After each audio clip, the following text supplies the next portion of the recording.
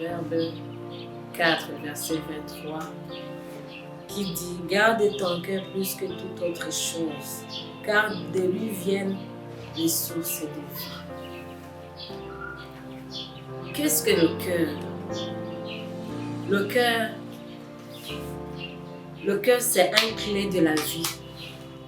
C'est un cœur qui nous aide à réserver, à concevoir et à vouloir juger ce qui est du bon et ce qui est du mal. On peut faire du bon ou du mal, c'est ça le cœur. Et le cœur, c'est l'intérieur de l'homme qui compose de la valeur, qui compose de nos pensées, qui compose de nos sentiments et de nos émotions. Et la Bible dit, garde ton cœur. Établis les limites. C'est établir les limites. C'est pour déterminer ce qui entre et ce qui ne doit pas entrer. Ce que tu peux recevoir et ce que tu ne dois pas recevoir. Je voudrais parler sur l'aspect qui dit que garde-lui. Parce que c'est là où ça vient la source de vie. La source de vie. C'est le Saint-Esprit qui nous oriente. Quand tu as reçu Christ, la Bible nous dit tout devient nouvel. Cette maladie, cette pensée qui n'est pas bonne, le Saint-Esprit nous aide à vouloir faire du bien selon la parole de Dieu. Parce que si notre cœur ne sont pas disposés à recevoir la parole de Dieu, c'est pourquoi tu vois que beaucoup parlent à l'église, mais leur caractère, leur comportement, leurs œuvres restent les mêmes. Pourquoi? Parce que le cœur de l'homme n'a pas changé. Mais ce soir, Christ nous interpelle de garder le cœur pour que le mal n'entre pas, que le bien reste agi. Parce que s'il y a le bien, ça agit, ça donne la vie, ça donne la joie, ça donne l'amour. C'est ça le bien que le Seigneur est en train de nous dire, de aimer ton frère comme toi-même. La Bible nous interpelle, nous dit le deuxième commandement. Premier commandement, aimer ton Dieu plus que tout. Deuxième commandement, aimer ton prochain comme toi-même. Est-ce que tu es à mesure d'aimer ton frère? Tu es à mesure de partager avec ton frère? Quand le cœur te dit il voulait juger ton frère, est-ce que tu es disposé de dire à ton cœur, non, je n'accepte pas cette pensée. Déjà, je saisis la pensée de Christ.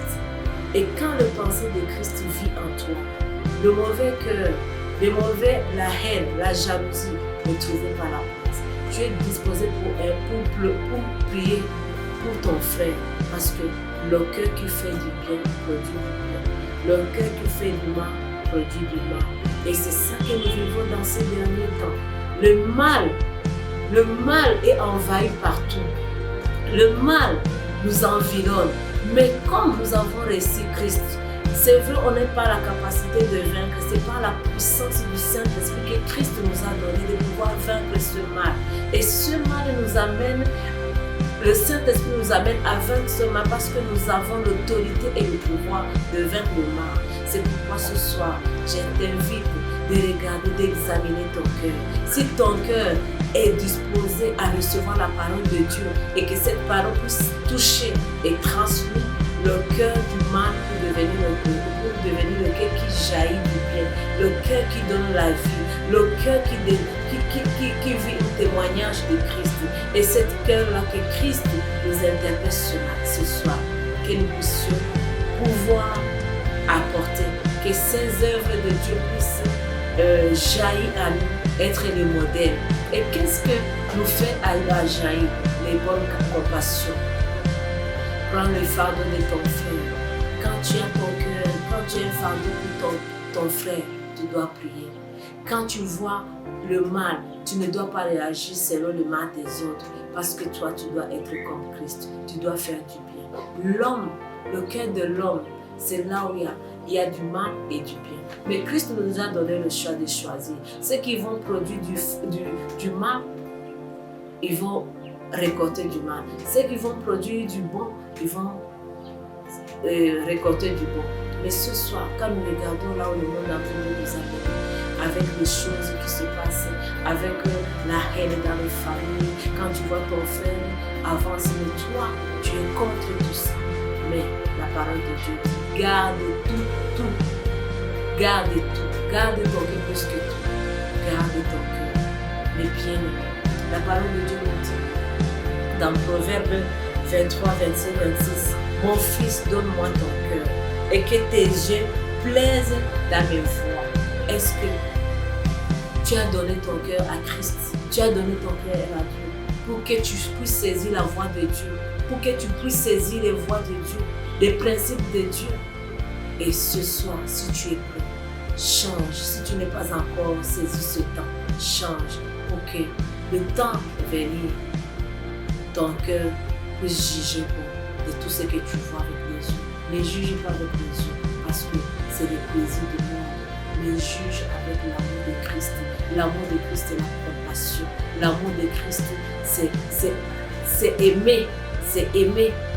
C'est ça que Dieu cherche. Des cœurs qui sont purs. Des cœurs qui sont purs. Et ceux qui ont le cœur pur quand ils verront le Dieu.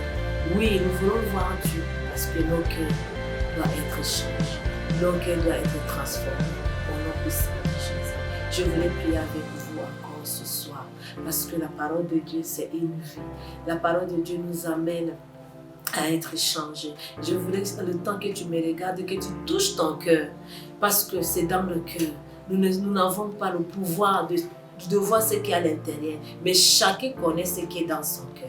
C'est pourquoi je demande à chacun de nous, celui qui est en train de regarder, qui se touche, qui dit que Seigneur Jésus, ce soir, comme ta parole déclare, garde ton cœur plus que toute autre chose. Oui, Seigneur, je péchais, je n'ai pas compris, j'ai laissé mon cœur m'amener là où ça ne devait pas m'amener. J'ai laissé mon cœur m'amener dans la jalousie, dans la haine, de prendre les mauvaises décisions, de prendre de la jalousie envers mes frères et sœurs. Mais ce soir, Papa, je demande pardon et que le sang de Jésus puisse encore purifier, laver mon cœur pour que mon cœur puisse être pur parce que ta parole déclare et reste qui ont le cœur pur verront Christ. Oui, Seigneur, je veux voir Christ. Je veux que, Seigneur, dans mes jours, vivre sur la terre, que je sois un modèle, que mon cœur soit un témoignage, que je te ressemble, que je marche comme toi et que je vive comme toi au nom puissant de Jésus.